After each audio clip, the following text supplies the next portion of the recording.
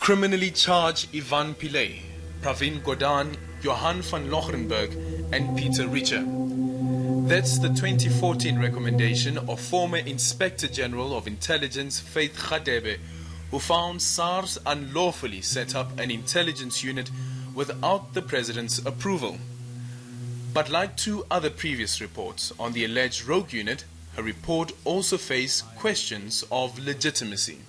I think the matter of the Inspector General of Intelligence in regard to the mandate to investigating the rogue unit was misplaced in the first place, and its intention may not have been all that noble. Radebe's confidential document, which ENCA had sight of, quotes the then State Security Agency's head of Special Operations Unit, Thulani Dlomo. In that document, he confirms being informed of SARS rogue unit which investigated senior ANC politicians. Former Minister Sidney Mufamadi recently investigated state security structures and challenges with a view to make it more accountable.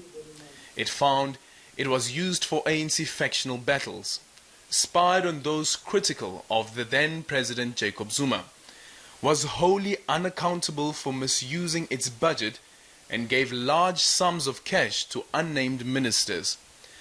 The report is highly critical of Zuma's decision to amalgamate national intelligence with state security, a finding supported by the country's former spy boss.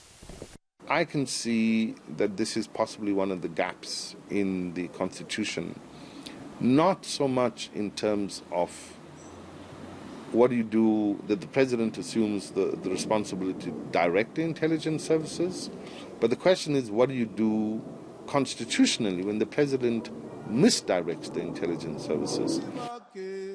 Like Radebe's report recommends the prosecution of those critical of Zuma in his inner circle, Mufamadi is calling for criminal charges against other ANC members. But some of those implicated seem almost certain to head to Parliament after the elections. With political power reigning supreme, the question now is, will Lady Justice be able to fight the good fight? Enough has been said elsewhere on crises and divisions within the NPA. Suffice it to be said here that those elements within and without who insist on frustrating the ends of justice and ultimately the nation will not be tolerated. We have agreed with the new National Director of Public Prosecutions that there is an urgent need to establish in the office of the NDPP an investigating directorate dealing with serious corruption and associated offences in accordance with Section 7 of the NPA Act. But political interference is not unique to the Zuma years. The highly specialized and successful Scorpions unit was disbanded after the ANC's 2007 Polokwane conference.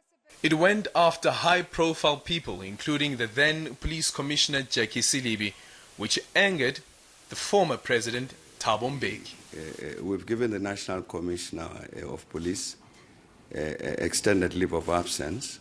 We had a president at the time who did not want us to proceed with that prosecution. Nearly a decade later, and another top cop is in the dock. Former Acting Police Commissioner Khumutso Phahlane, who's accused of fraud and corruption. And like Silibi, he claims there's a political motive. If there was something wrong that I've done, you were supposed to be conducting this interview with me from behind bars. Like the NDPP, South Africa is yet to have a police commissioner finishing their term. With those at the top embroiled in the politics of the day, it's the foot soldiers who are falling by the wayside. That's, for me, the first two critical challenges that must be addressed, especially when you are in the electioneering phase. Police play a very critical role, and you surely don't want to go into the elections with the morale being very low. It is evident that political meddling in the criminal justice system has left these institutions paralyzed. It is the courts that are now at the forefront of defending our constitution. Aldrin Sampier, Johannesburg.